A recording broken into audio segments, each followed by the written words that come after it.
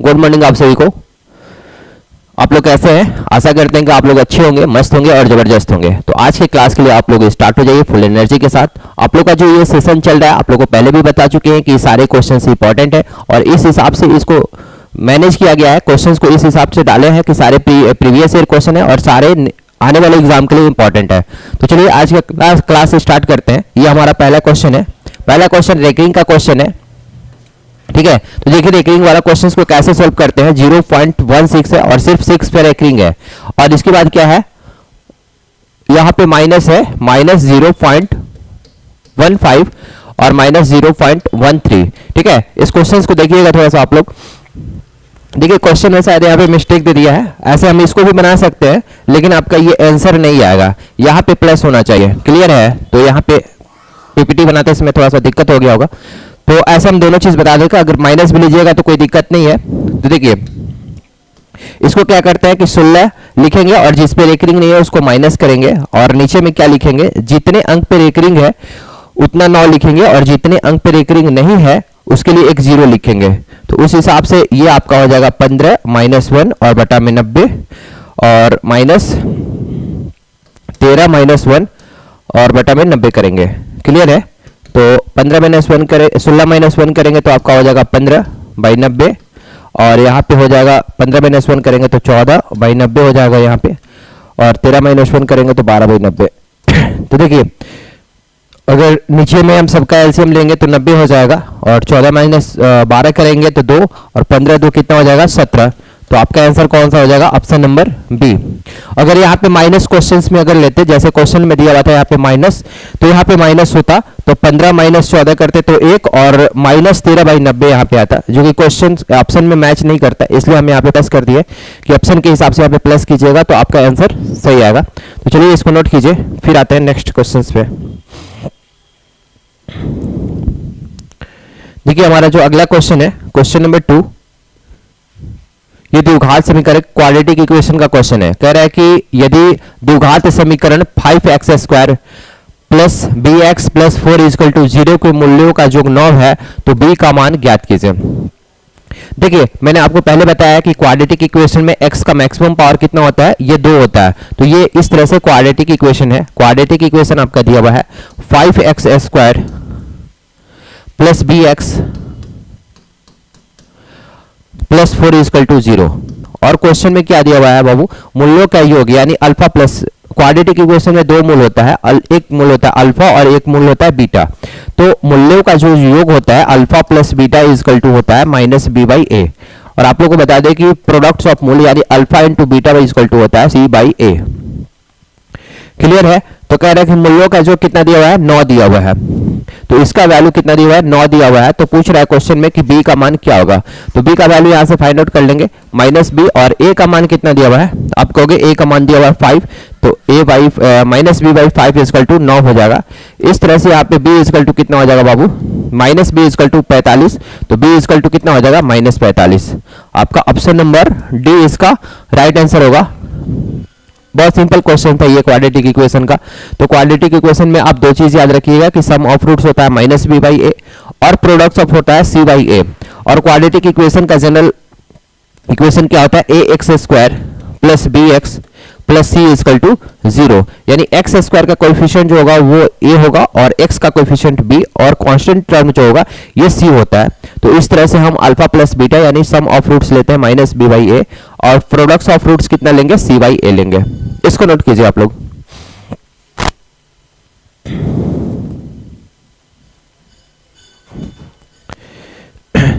देखिएगा इसके बाद आते हैं next question, question number 3। Question number 3 आपका कह रहा है कि ए एक साड़ी को 11 दिनों में, बी उसे 20 दिनों में और सी उसे 55 दिनों में पेंट कर सकता है। अगर ए सेपरेटली काम करता है, अकेले करता है तो 11 दिन में, बी जो है 20 दिन में और सी जो है 55 दिनों में पेंट कर सकता है। तो क्वेश्चन में कह रहा है कि यदि वे स्वतंत्र रूप से काम करते हैं, ठीक है, मतलब अलग अलग काम करते हैं, अकेला काम करता है तो ए जो है 11 दिन में, बी जो है 20 दिन में और सी जो है 55 दिन में कर सकता है। लेकिन क्वेश्चन में कह रहा है कि यदि कार्य पूरा होने तक प्रत्येक विषम संख्या वाले दिन पर बी द्वारा ए की सहायता की जाती है और प्रत्येक सम संख्या वाले दिन पर सी द्वारा ए की सहायता प्रदान की जाती है, तो कार्य कितने दिन में पूरा होगा। तो देखिए क्वेश्चंस उसी टाइप का है, अल्टरनेट वाला क्वेश्चन है, लेकिन क्वेश्चन में थोड़ा सा ट्विस्ट कर दिया है। क्वेश्चन में ट्विस्ट ये कर दिया है कि ये अल्टरनेट काम हो रहा है। हर रोज जो है देखिए वे स्वतंत्र रूप से काम, प्रत्येक विषम संख्या वाले दिन बी द्वारा ए की सहायता की जाती है और प्रत्येक सम संख्या वाला दिन सी द्वारा ए की सहायता की जाती है। यानी ए जो है डेली काम कर रहा है, पहला दिन भी एक काम कर रहा है, दूसरा दिन भी एक काम कर रहा है, तीसरा दिन भी एक काम कर रहा है और चौथा दिन भी एक काम कर रहा है। यानी ए जो है रोज काम कर रहा है, लेकिन क्वेश्चन में कह रहा है कि बी जो है ए की सहायता की जाती है विषम संख्या वाले दिन। जैसे मान लीजिए कि फर्स्ट दिन हो गया, तो फर्स्ट विषम है तो बी जो है ए की सहायता कर रहा है, और सम संख्या जैसे दूसरा दिन है तो दूसरा सम संख्या है सेकंड, तो सी सहायता कर रहा है। यानी पहला दिन काम कर रहा है ए और बी मिलकर के, दूसरा दिन सी और ए मिलकर काम कर रहा है, फिर तीसरा दिन बी और ए मिलकर काम कर रहा है, और चौथा दिन सी और ए मिलकर काम कर रहा है। ये चीज आप लोग समझ पा रहे होंगे। क्वेश्चन में ये दिया हुआ कि सम संख्या वाले दिन, यानी पहला दिन की बात करें, ठीक है, पहला कह रहा है कि विषम संख्या, यानी पहला जो है वन जो है विषम है, तो बी जो है ए की सहायता कर रहा है, और सम संख्या वाले दिन जो है सी ए की सहायता कर रहा है। तो इस तरह से अल्टरनेट काम हो रहा है। अब देखिए इस क्वेश्चन को हम बनाते हैं। ए बी और ये सी, ए जो है अकेले काम करता है तो 11 दिन में, और बी जो है कितना दिन में कर रहा है बाबू 20 दिन में, और सी जो है 55 दिन में काम कर रहा है।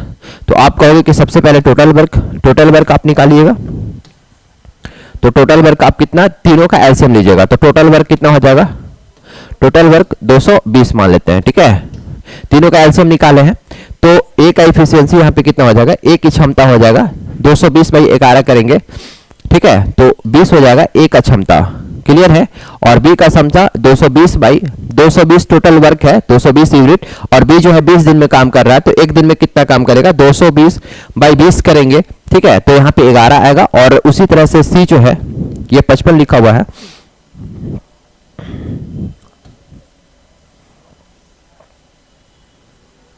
ये आपका जो है 55 लिखे हुए थे, 55 दिन में अकेले जो है सी काम कर रहा है, क्लियर है। तो इसके बाद जो है सी का अगर इफिशियंसी निकालेंगे तो 220 बाई 55 कीजिएगा तो 4 आएगा, क्लियर है, यानी कि सी का जो क्षमता है कितना हो जाएगा 4 यूनिट हो जाएगा। अब देखिए पहला दिन अगर काम की बात करेंगे तो कौन कौन काम कर रहा है, ए, और यदि कार्य पूरा होने तक प्रत्येक विषम संख्या वाले दिन बी द्वारा ए की सहायता की जाती है। ये पहला दिन ए और बी दोनों काम कर रहा है, और दूसरा दिन कौन काम कर रहा है, ए और सी काम कर रहा है, क्लियर है। तो पहला दिन अगर ए और बी काम कर रहा है तो ए का इफिशियंसी 20 यूनिट और बी का इफिशियंसी कितना यूनिट है 11 यूनिट, तो टोटल कितना हो जाएगा 31 यूनिट, यानी पहला दिन 31 यूनिट काम हो जाएगा। फिर दूसरा दिन काम कर रहा है ए और सी यानी कि 24 यूनिट काम हो गया, क्लियर है। तो यानी 2 दिन का हम अल्टरनेट लेके चलेंगे, क्लियर है। तो पहला दिन ए और बी काम किया तो 31 यूनिट काम किया, दूसरा दिन ए और सी काम किया तो कितना काम किया 24 यूनिट काम किया, यानी 2 दिन में आपका 2 दिन में टोटल काम कितना हो गया 31 और 24, ठीक है, 31 और 24 कीजिएगा तो 55 यूनिट काम हो गया 2 दिन में आपका। देखिए यहां पे हम लिखते हैं इसको,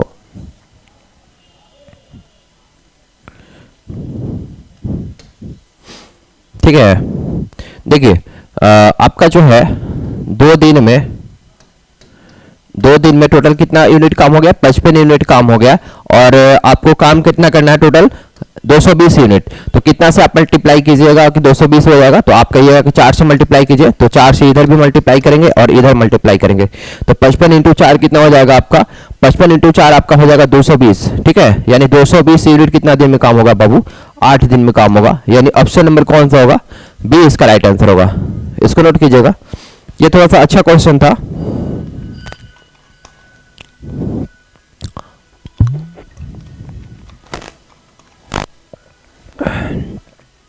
देखिए इसके बाद आते हैं नेक्स्ट क्वेश्चंस पे। क्वेश्चन नंबर 5, क्वेश्चन नंबर 5 कह रहा है कि राम की एज जो है 55 वर्ष है और सोम की एज कितना है 25 वर्ष है। राम का एज जो है 55 वर्ष है और सोम का एज कितना है 25 साल है। इसके बाद कह रहा है कि कितने वर्ष पहले राम की एज सोम की एज की तिगुनी होगी। कितने साल पहले राम का जो एज होगा सोम की एज का तिगुना होगा। तो मान लेते हैं कि 1 साल पहले जो होगा राम का एज सोम के एज का तिगुना होगा। तो राम का अभी एज है 55, तो x साल पहले कितना हो जाएगा उसका एज 55 माइनस एक्स। उसी तरह से सोम का एज है 25 साल, तो x साल पहले कितना एज हो जाएगा x माइनस 25।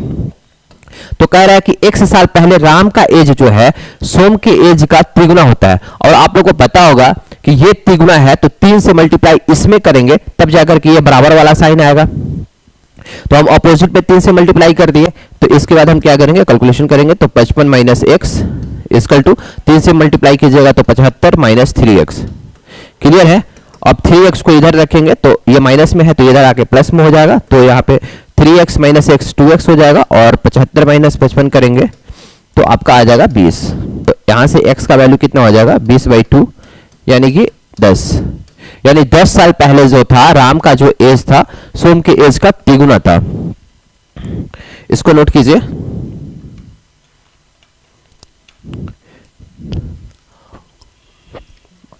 ये एज का क्वेश्चन था आपका।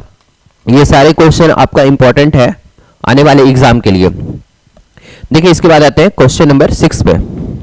क्वेश्चन नंबर 6 कह रहा है कि प्रत्येक 14 सेंटीमीटर लंबी भुजा वाले एक समबाहु त्रिभुज का क्षेत्रफल ज्ञात कीजिए। तो समबाहु त्रिभुज में क्या होता है कि 3 भुजा होता है और 3 वर्टेक्स होता है, और तीनों भुजा क्या होता है बाबू, ये बराबर होता है। उस तरह से ये जो 3 एंगल है ये तीनों एंगल बराबर होता है, और किसी भी त्रिभुज का तीनों एंगल का सम 180 के बराबर होता है। उस तरह से ये तीनों एंगल बराबर है, तो तीनों कितना होता है 60-60 होगा। ठीक है। तो इसके बाद इसका एरिया जो होता है त्रिभुज का क्षेत्रफल कितना होता है √3/4 इंटू ए स्क्वायर। ए जो है भुजा और तीनों भुजा बराबर होता है यहाँ पे, तो √3/4 ए स्क्वायर। और ए का वैल्यू कितना दिया हुआ है 14 दिया हुआ है, तो हम 14 पुट कर देंगे तो कितना हो जाएगा √3/4 इंटू 14 इंटू 14। देखिए 2 से काटेगा तो यहाँ पे 7, और इसको 2 से काटेगा तो 7, तो आपका कितना हो जाएगा 7 से 49 √3 सेंटीमीटर स्क्वायर। यानी ऑप्शन नंबर कौन सा होगा, ऑप्शन नंबर सी इसका राइट आंसर होगा।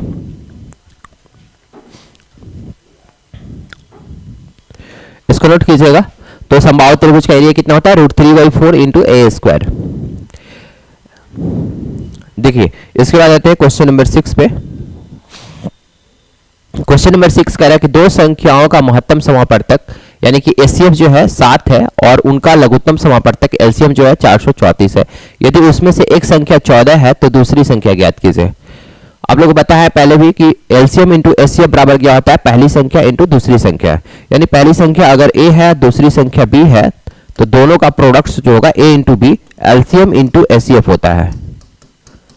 एलसीएम इंटू एचसीएफ होता है। तो इसमें दूसरी संख्या पूछ रहा है, तो एलसीएम इंटू एचसीएफ बाई ए। तो आपका एलसीएम कितना दिया हुआ है, एचसीएफ दिया हुआ है 7 और एलसीएम कितना दिया हुआ है 434, और पहली संख्या कितना दिया हुआ बाबू, तो आपका पहली संख्या दिया हुआ है 14, तो 14 से डिवाइड कर देंगे। देखिए ये 2 से कटेगा और इसको 2 से कटाएंगे तो 217 आपका आंसर हो जाएगा। ऑप्शन नंबर सी इसका राइट आंसर होगा। आप इसको नोट कीजिएगा।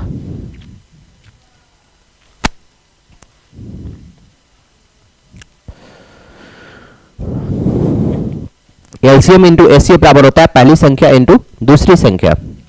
देखिए इसके बाद आते हैं नेक्स्ट क्वेश्चन, क्वेश्चन नंबर 7 पे। कह रहा है कि एक दुकानदार जो है किसी पुस्तक को 14% की हानि पर बेचता है, और यदि विक्रय मूल्य में 100% की वृद्धि करता है, पहले जितना विक्रय मूल्य था उसके विक्रय मूल्य में 100 की वृद्धि करता है, तो कह रहा है कि उसे 6% का लाभ होता है। मान लीजिए कि पहले जितना हानि होता था 14% की हानि होता था, और बाद में कितना लाभ हो रहा है 6% का लाभ हो रहा है, तो दोनों के बीच में गैप कितना हो गया 20% का। और 20% के गैप के कारण, अंतर के कारण इसको कितना ज्यादा वृद्धि करना पड़ता है 100 रुपए में, तो 20% का वैल्यू यहाँ पे हो जाएगा कितना 100। तो आप कहोगे कि 20% का वैल्यू कितना हो जाएगा 100 के बराबर, 100 रुपया। तो 1% का वैल्यू कितना हो जाएगा 5 रुपया। तो क्वेश्चन में कह रहा है कि पुस्तक है क्रय मूल्य, तो क्रय मूल्य अपने आप में क्या होता है 100 होता है, 100%। तो 100% का वैल्यू यहाँ पे निकाल देंगे, तो 100% का वैल्यू कितना हो जाएगा 500 रुपया। बहुत इजी क्वेश्चन था ये। ऑप्शन नंबर ए इसका राइट आंसर होगा। इसको नोट कीजिए आप लोग।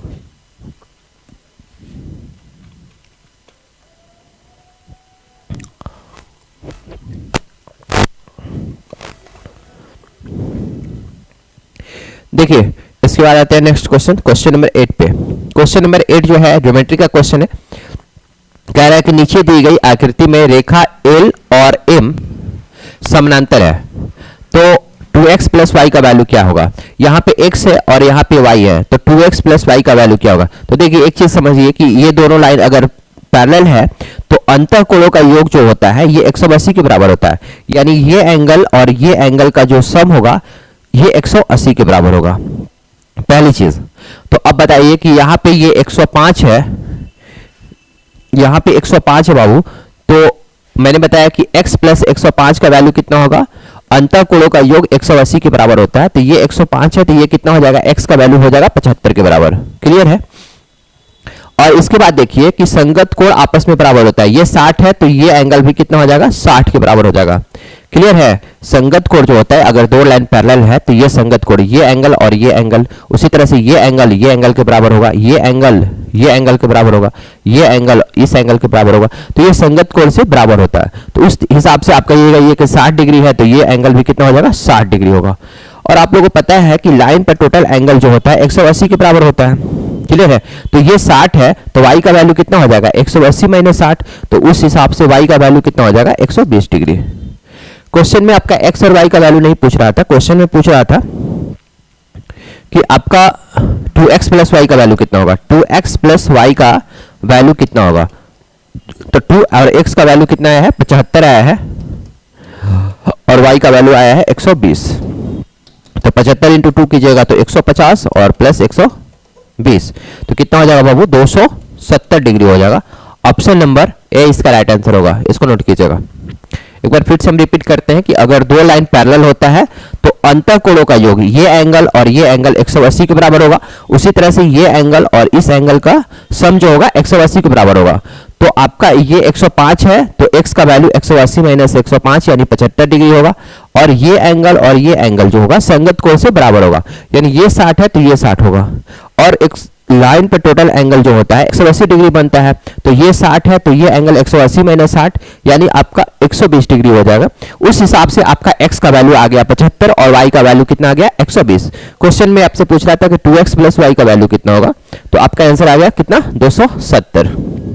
इसको नोट कीजिएगा जल्दी से। इसके बाद आते हैं नेक्स्ट क्वेश्चन पे हम।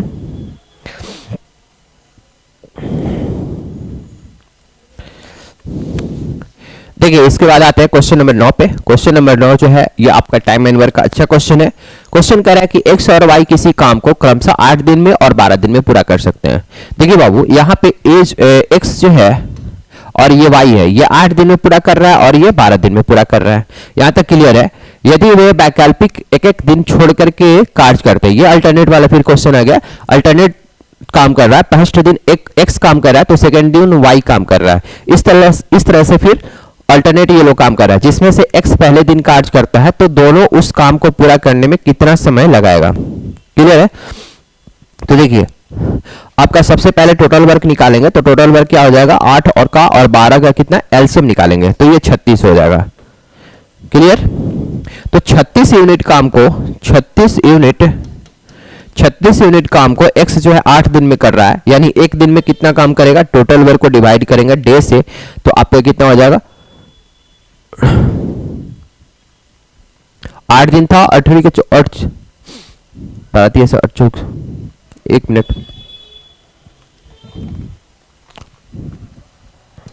यहां पे आप दोनों का एलसीएम लीजिएगा बाबू, ठीक है। एक मिनट इसको हटाते हैं। देखिए x जो है और y जो है, x 8 दिन और 12 दिन में काम करते हैं, x जो है 8 दिन में काम कर रहा है और y जो है 12 दिन में काम कर रहा है, तो दोनों का एलसीएम कितना लीजिएगा, 24 लीजिएगा, ठीक है। 36 नहीं होगा, 24 होगा टोटल वर्क आपका, ठीक है। तो y का इफिशियंसी कितना हो जाएगा, 24। देखिए क्वेश्चन नंबर 9 पे आते हैं। क्वेश्चन नंबर 8 तक हो गया था हम लोग का। देखिए क्वेश्चन नंबर 9 जो है टाइम एंड वर्क का क्वेश्चन है, और क्वेश्चन नंबर 9 कह रहा है कि x और y किसी काम को क्रमशः 8 दिन में और 12 दिन में पूरा कर सकते हैं। अगर x अकेले काम करता है तो 8 दिन का टाइम लेता है, और b अकेले काम करता है तो कितना दिन का टाइम लेता है बाबू, 12 दिन का टाइम लेता है। इसके बाद क्वेश्चन कह रहा है कि यदि एक एक दिन छोड़ करके, यानी अल्टरनेट काम कर रहा है, फर्स्ट दिन x काम कर रहा है, सेकंड दिन y काम कर रहा है, फिर उसी तरह से x कर रहा है, फिर y कर रहा है, तो इस तरह से काम हो रहा है। तो जिसमें देखिए ये क्वेश्चन में जो लिखा रहता है कि सबसे पहले स्टार्ट कौन करता है, ये जरूरी है कि पहले स्टार्ट करता है x। तो दोनों उस काम को पूरा करने में कितना टाइमिंग लेगा। क्लियर है। तो देखिए इस तरह का क्वेश्चंस का x और ये y, अगर ये 8 दिन में काम कर रहा है तो ये 12 दिन में काम कर रहा है, तो टोटल वर्क आपका कितना हो जाएगा बाबू। दोनों का एलसीएम लेंगे, टोटल वर्क निकालने के लिए दोनों का एलसीएम लेंगे, 8 का और 12 का, तो आप कहोगे कि 24 होगा एलसीएम। तो हमारा टोटल वर्क कितना है बाबू, 24 यूनिट है। तो 24 यूनिट काम को x जो है 8 दिन में पूरा करता है, यानी एक दिन में कितना काम करता होगा, 24/8 यानी कि 3 यूनिट काम करता होगा। उसी तरह से y जो है 24 यूनिट काम को 12 दिन में पूरा कर रहा है, यानी एक दिन में 2 यूनिट काम करता होगा, और एक दिन के काम को हम इफिशियंसी बोलते हैं। अब देखिए अगर x काम एक दिन में कितना काम करेगा, पहले x स्टार्ट करता है तो एक दिन में आपको कितना काम कर देगा, 3 यूनिट काम कर देगा। फिर नेक्स्ट दिन आएगा y, और y जो है एक दिन का टाइम लेगा तो कितना काम कर देगा, 2 यूनिट काम कर देगा। 2 यूनिट आपका काम हो जाएगा, यानी आपका ओवरऑल 2 दिन में आपका टोटल काम कितना हो जाएगा। यहाँ पे आप कहोगे कि 2 दिन में 5 यूनिट काम हो गया। अब देखिए समझने वाली बात यह है कि टोटल कितना काम है बाबू, पहले 2 दिन में आपका 5 यूनिट काम होगा, फिर उसी तरह से 2 दिन का टाइम लेगा x और y, तो फिर 5 यूनिट काम होगा। तो इसमें क्या कीजिए कि मल्टीप्लाई कीजिए कितना से, कि आपका 24 के बराबर आ जाए, या फिर 24 से कम आना चाहिए, 24 से ज्यादा नहीं, क्योंकि 24 से ज्यादा आपका वर्क नहीं करना है। तो 4 से मल्टीप्लाई कीजिएगा तो 5 को 20, और इधर भी 4 से मल्टीप्लाई कीजिएगा, यानी आपका 8 दिन में कितना हो गया बाबू, 8 दिन में आपका होगा कि 20 यूनिट काम हो गया। 8 दिन में 20 यूनिट काम हो गया। फिर नेक्स्ट दिन कौन आएगा, तो नेक्स्ट दिन आपका होगा कि x आएगा, और x आएगा तो कितना यूनिट काम कर देगा, 3 यूनिट काम कर देगा, यानी कि 3 यूनिट काम हो जाएगा, यानी टोटल काम हो गया यहाँ पे 23 यूनिट। और इधर कितना दिन हो गया, और 8 और 1 9 दिन। यहां तक तो समझ में आ रहा होगा। आपका टोटल काम कितना करना है, 24 यूनिट काम करना है, यहाँ पे 23 यूनिट काम हो गया और 9 दिन टाइम लगा। अब 1 यूनिट जो काम बच रहा है वो कौन करेगा, y आएगा इसके बाद। तो y अगर आता है तो एक दिन में 2 यूनिट काम कर देता है, लेकिन यहाँ पे तो 1 ही यूनिट का हमको काम का जरूरत है, तो आप कहोगे कि 2 यूनिट काम करता है y एक दिन में। तो 1 यूनिट काम कितना दिन में करेगा, यानी 1/2 दिन में। क्लियर है, यानी हाफ ही दिन में। तो टोटल का टाइमिंग कितना हो गया, 9 तो दिन यहाँ पे लगा, और एक आधा दिन और, मतलब 9 से ही 1/2 दिन, यानी आपका आंसर कौन सा हो जाएगा, ऑप्शन नंबर सी इसका राइट आंसर होगा। इसको नोट कीजिए आप लोग। इसके बाद आते हैं नेक्स्ट क्वेश्चन पे। Question number 10। देखिए क्वेश्चन नंबर 10 कह रहा है, देखिए दी गई आकृति में एंगल ए बी सी, ये एंगल ए बी डी के बराबर है, इसके बराबर है। क्लियर है। और इसके बाद कह रहा है कि BC बराबर है BD के, ये जो BC है बराबर है BD के, यानी ये साइड और ये साइड बराबर है। तो कह रहा है कि हाँ ट्रायंगल CAB, देखिए इसमें समझने वाली बात यह है कि CAB जो है सर्वगासम है कौन से ट्रायंगल का। क्लियर है, CAB तो BAD के बराबर होगा। देखिए सर्वगासम में क्या होता है कि ये यहां पे क्वेश्चन में कह रहा है कि एंगल ABC बराबर है एंगल ABD के, ये एंगल इस एंगल के बराबर है, और ये साइड इस साइड के बराबर है, यानी कि BC बराबर है किसके, BD के। और ये वाला जो साइड है AB बराबर है AB के। हम इस ट्रायंगल की बात करते हैं, ट्रायंगल आपका CAB, मान लीजिए यही ट्रायंगल CAB की बात करते हैं, और ट्रायंगल DAB की, ट्रायंगल DAB की। तो देखिए ये साइड जो है AB है, दोनों में कॉमन है, तो AB बराबर AB लिख दिए, और क्वेश्चन में दिया हुआ है कि BC बराबर है BD के, और ये एंगल बराबर दिया हुआ है, यानी ABC बराबर है ABD के। तो आपका ये है कि साइड एंगल साइड से SAS से साइड, ये दोनों साइड बराबर है और बीच का एंगल बराबर है, यानी साइड एंगल साइड से ट्रायंगल ये वाला और ये वाला ट्रायंगल सर्वगासम होगा। ये सर्वगासम का साइन है, यानी कि ट्रायंगल CAB ये सर्वगासम होगा किसके। देखिए एक चीज और देखिएगा कि CAB दिया हुआ है, तो हम लेंगे DAB,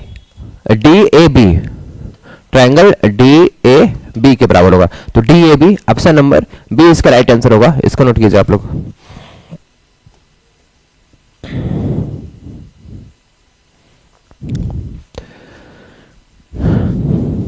देखिए इसके बाद आते हैं नेक्स्ट क्वेश्चन, क्वेश्चन नंबर 12 में आपका कह रहा है कि 2 के पावर x इंटू 4 के पावर 12, 4 के पावर 12 इंटू 8 के पावर 3, ये बराबर है किसके? 16 के पावर 11 के। तो हम बेस में सबको 2 बना लेते हैं। तो 2 के पावर x इंटू 4 को क्या लिखेंगे? 2 के पावर 2 लिखेंगे। तो 2 के पावर 2 और इंटू 12 कर देंगे तो ये 24 हो जाएगा। डायरेक्ट हम यहाँ पे लिखते हैं, तो यहाँ पे हो जाएगा 24। और उसी तरह से 8 को लिखेंगे 2 के पावर 3 और 3 जाकर के इसमें मल्टीप्लाई हो जाएगा तो 2 के पावर 9 हो जाएगा। और इक्वल टू 16 को लिखेंगे कितना? 2 के पावर 4 और 4 को इससे मल्टीप्लाई करेंगे 11 से तो कितना हो जाएगा? 2 के पावर 44। क्लियर है? अब देखिए बेस सबका बराबर है 2, तो पावर को क्या करते हैं? ऐड कर देते हैं। तो आपका यहाँ पे हो जाएगा 2 के power x plus 24 plus 9 equal to 2 के पावर 44। अब देखिए बेस बराबर है तो पावर भी बराबर हो जाएगा यहाँ पे। तो हम लिखेंगे x प्लस 24 और 9 कितना हो जाएगा बाबू? ये हो जाएगा 33 बराबर 44। तो यहाँ से x का वैल्यू कितना हो जाएगा? 44 माइनस 33, ठीक है, यानी कि 11। तो आपका आंसर हो जाएगा ऑप्शन नंबर बी, इसका राइट आंसर होगा। इसको नोट कीजिए आप लोग।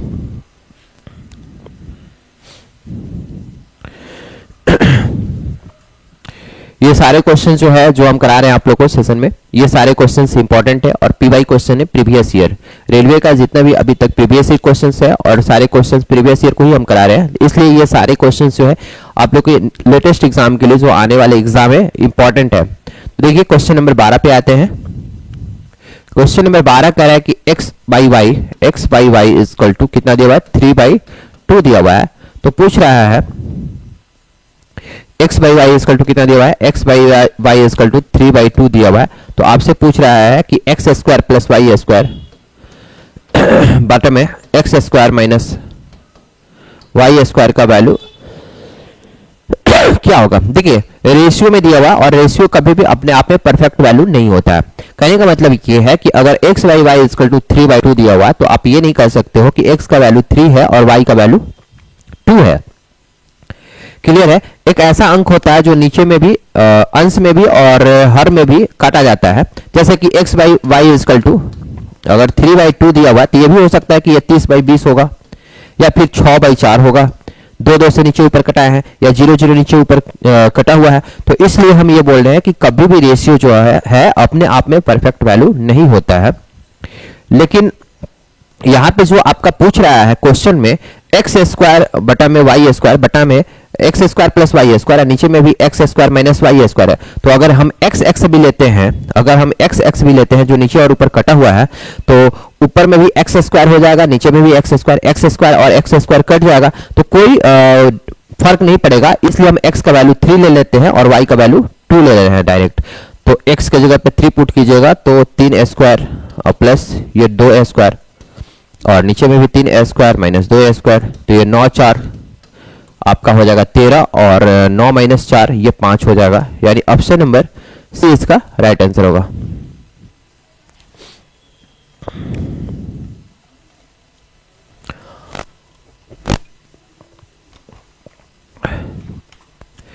देखिए इसके बाद नेक्स्ट क्वेश्चन आते हैं, क्वेश्चन नंबर 13। क्वेश्चन नंबर 13 का देखिए बनाने का और भी बहुत सारा मेथड है। हम वैल्यू करके वैल्यू मान के भी थीटा का कुछ वैल्यू मान लेंगे और करके हम ऑप्शन से भी चेक कर सकते हैं। बट ये इजी क्वेश्चन है, उतना लेंदी जाने का कोई जरूरत नहीं। अगर इसको मेथड से भी हम लोग अगर बनाते हैं तो इजी तरीके से बना सकते हैं। देखिए इसको हम बताते हैं 1 माइनस कॉस है और नीचे में क्या है 1 प्लस कॉस थीटा। तो सबसे पहला काम तो इसको रेशनलाइजेशन करना होता है, परिमेयकरण होता है। तो परिमेयकरण कीजिएगा तो नीचे और ऊपर किससे मल्टीप्लाई कीजिएगा 1 माइनस कॉस थीटा से। तो 1 माइनस कॉस हो जाएगा और नीचे में भी लिखेंगे 1 माइनस कॉस थीटा। तो ऊपर में क्या हो जाएगा बाबू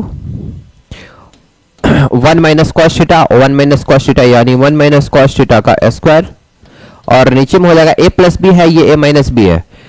अगर 1 को a मान लेते हैं और cos थीटा को b मान लेते हैं तो a प्लस बी हो गया और ये a माइनस बी हो गया।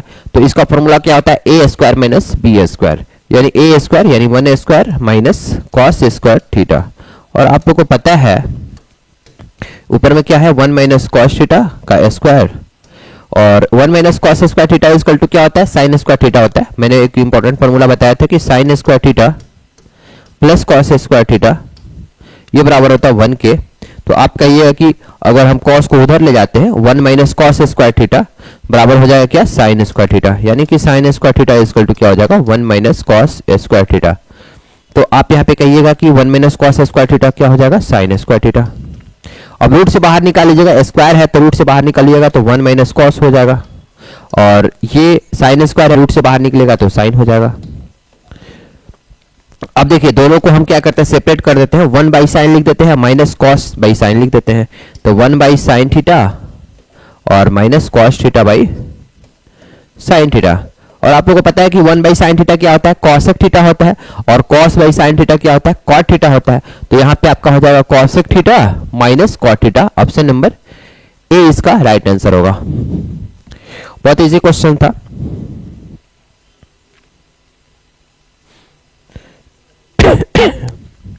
देखिए इसके बाद आते हैं नेक्स्ट क्वेश्चन, क्वेश्चन नंबर 14 पे। अगर क्वेश्चन नंबर 14 कह रहा है कि यदि दो संख्याओं के बीच का अंतर 52 है, दो संख्याओं के बीच का अंतर कितना है बाबू, 52 है, और वे जो है 7:3 के अनुपात में है, तो दोनों संख्या में बड़ी संख्या ज्ञात कीजिए। तो देखिए 7:3 के अनुपात में है, 7:3 के अनुपात में है, तो बड़ी संख्या क्या होगा, 7 होगा। तो ये जो ऑप्शन आपका होगा 7 से कटने वाला ही होगा। ये भी हो सकता है लेकिन 7 से ये भी कट रहा है, तो ये 70 भी हो सकता है। तो हम इसको डिटेल में बताते हैं। तो मान लीजिए ए अनुपात बी का वैल्यू दिया हुआ है 7 और 3, और कह रहा है कि दोनों संख्याओं के बीच का अंतर कितना दिया हुआ है, 52 दिया हुआ है, और यहाँ पे दोनों के बीच का अंतर कितना है बाबू, 4 है। तो 4 यूनिट का वैल्यू कितना हो गया, 4 यूनिट का वैल्यू हो गया 52। तो 1 यूनिट का वैल्यू कितना हो जाएगा, 52/4 यानी कि 13। तो कह रहा है बड़ी संख्या, तो बड़ी संख्या कितनी है, 7 यूनिट। तो 7 यूनिट का वैल्यू कितना हो जाएगा, 13×7 = 91। आपका ऑप्शन नंबर डी इसका राइट आंसर होगा। इसको नोट कीजिए आप लोग।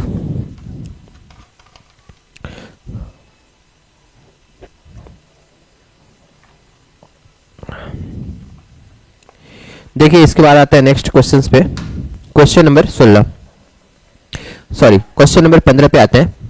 क्वेश्चन नंबर 15 कह रहा है कि उस त्रिभुज का क्षेत्रफल ज्ञात कीजिए जिसकी भुजा 12 मीटर, 14 मीटर और 16 मीटर है। यानी तीनों जो साइड का है 12, 14 और 16 दिया हुआ है। यानी जो त्रिभुज है विषम बाहु त्रिभुज है। विषम बाहु त्रिभुज का तीनों साइड जो है बराबर नहीं होता है। तो कितना दिया हुआ है, ए का वैल्यू दिया हुआ है 12, बी का वैल्यू दिया हुआ है 14 सेंटीमीटर, और सी का वैल्यू कितना दिया हुआ है, 16 मीटर। ठीक है। तब देखिए इसका एरिया निकालने के लिए हम क्या करेंगे, आप हीरोज फार्मूला जानते होंगे। हीरोज फार्मूला कहता है s into s minus a और s minus b into s minus c. अब एस क्या होता है, एस होता है यहाँ पे एरिया, त्रिभुज का एरिया जो होता है, एरिया का फॉर्मूला होता है root over s into s minus a, s minus b into s minus c. अब एस क्या होता है, एस होता है अर्ध परिमिति। यानी अर्ध परिमिति कहने का मतलब ये जो ट्रायंगल है, ट्रायंगल में ये ए बी सी है, तो ये ए है, बी है, सी है साइड, तो तीनों साइड का जोड़ेंगे ए प्लस बी प्लस सी। ठीक है। तो ये तो हो जाएगा ए प्लस बी प्लस सी, परिमिति हो गया, और अर्ध परिमिति का मतलब बाई 2 कर देंगे। तो यहां पे हम अर्ध परिमिति निकालेंगे, एस इक्वल टू तो क्या हो जाएगा, a plus b plus c by 2। तो ए का वैल्यू कितना है, 12 है, प्लस 14 प्लस 16 बाई 2। ठीक है। 6 4 10, 11 12 का 2 मिलाकर 3 1 4, 42/2 यानी कि 21 आ गया। एस का वैल्यू कितना आ गया बाबू, 21। तो यहाँ पे 21 रख देंगे। यहाँ पे हम क्या करेंगे, एस का वैल्यू 21 रखेंगे, तो 21 और इंटू 21 माइनस ए करेंगे, तो ए कितना है, 12 है। उसी तरह से 21 माइनस 14 कर देंगे और 21 माइनस 16 कर देंगे। अब इसको सोल्व कर लीजिएगा आप लोग, तो आपका आंसर आ जाएगा। ठीक है। तो 21 माइनस 12 कीजिएगा तो कितना हो जाएगा, 9 होगा, और 14 माइनस 21 माइनस 14 कीजिएगा तो कितना हो जाएगा, 7, और ये 21 में से 16 घटाइएगा तो कितना हो जाएगा बाबू, 6 हो जाएगा ना, 5 होगा। ठीक है। यहाँ पे 5 होगा, यहाँ पे 5 कीजिए। ठीक है। अब देखिए क्या करेंगे, इसका रूट निकालना है तो हम इसको क्या करते हैं, 21 को लिखते हैं 17 21, ठीक है। 9 को उसी तरह से छोड़ देते हैं, फिर 7 × 5 लिख देते हैं। अब क्या करते हैं, देखिए 2 7 है यहाँ पे, 2 7 में एक 7 निकल जाएगा, और ये 9 है तो इसका रूट से निकालिएगा तो 3 हो जाएगा, और 5 और 3 ये रूट से बाहर नहीं आ पाएगा, तो रूट ओवर 15 कर देते हैं यहाँ पे। तो कितना हो जाएगा, 17 21 रूट 15। आपका आंसर कितना हो जाएगा, 21 रूट 15 क्या मीटर स्क्वायर। मीटर में दिया होता है तो एरिया स्क्वायर में होता है metre square. 21 root 15 metre square हो जाएगा। ऑप्शन नंबर सी इसका राइट आंसर होगा। इसको आप लोग नोट कीजिएगा।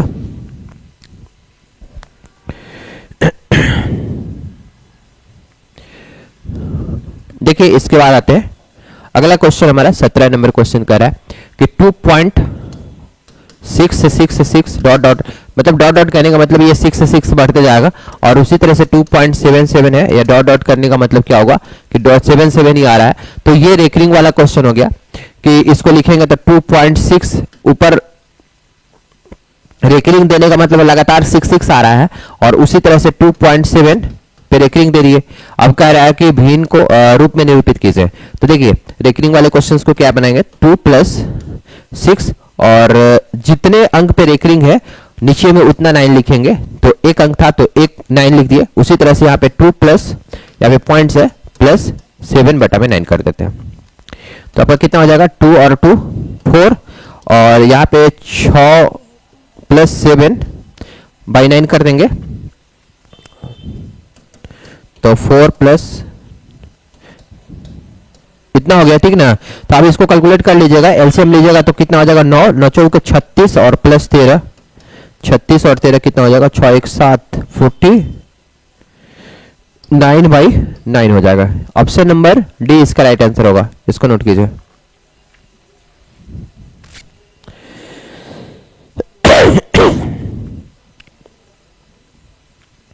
देखिए इसके बाद आते हैं क्वेश्चन नंबर 17 पे। क्वेश्चन नंबर 17 पे क्या कर रहा है कि एक ट्रक जो है 60 किलोमीटर प्रति घंटा की चाल से सर पी से क्यू तक जाता है, और उसी मार्ग से 100 किलोमीटर प्रति घंटा की चाल से सर पी से वापस लौटता है। तो दी गई यात्रा में ट्रक की औसत चाल ज्ञात कीजिए।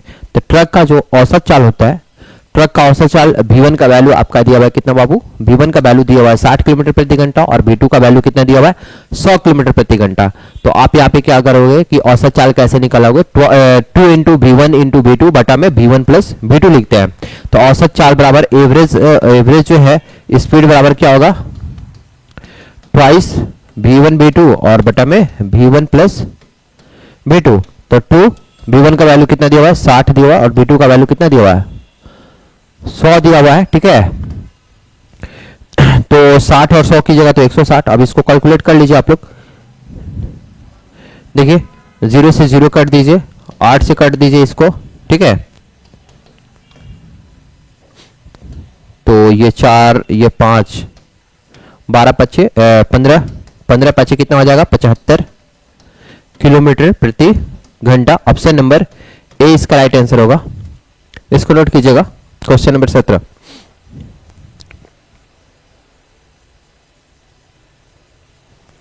देखिए इसके बाद आते हैं नेक्स्ट क्वेश्चन, क्वेश्चन नंबर 18 पे। क्वेश्चन नंबर 18 आपका कह रहा है कि 100 अंडे 4 मिनट में गिन सकता है। ए जो है 100 अंडे 4 मिनट में गिन सकता है, और बी जो है 5 मिनट में गिन सकता है, यानी 100 अंडे को ही 5 मिनट में गिन सकता है। यदि वे एक साथ मिलकर के 450 अंडे को गिनने के लिए काम करते हैं तो कितना टाइम लगेगा।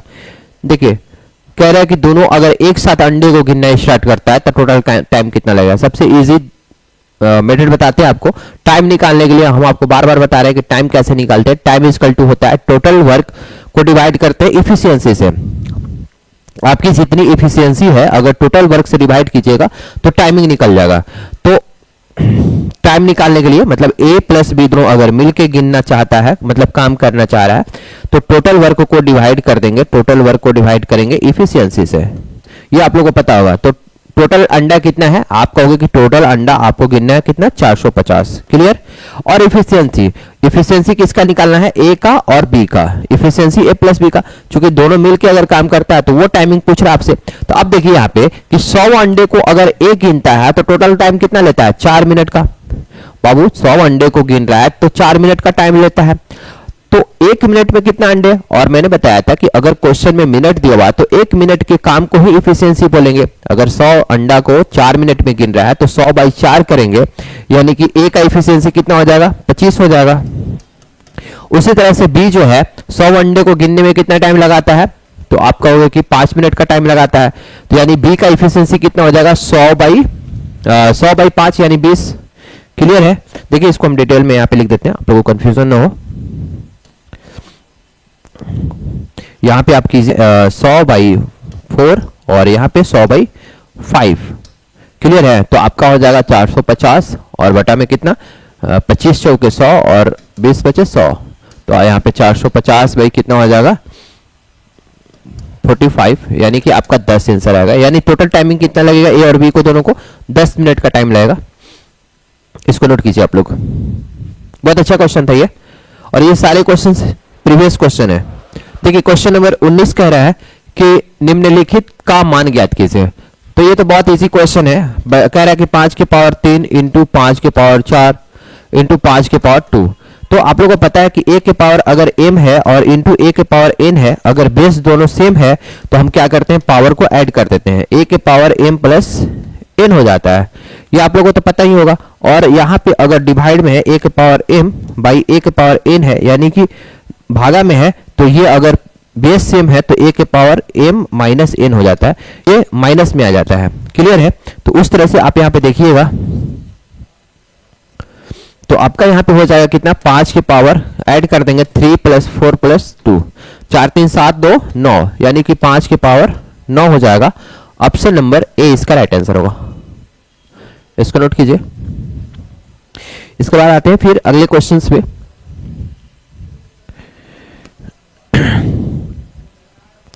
क्वेश्चन नंबर 20 कह रहा है कि समीकरण x² आपका द्विघात समीकरण दिया हुआ है कितना, x² - 12x प्लस k बराबर 0 दिया हुआ है।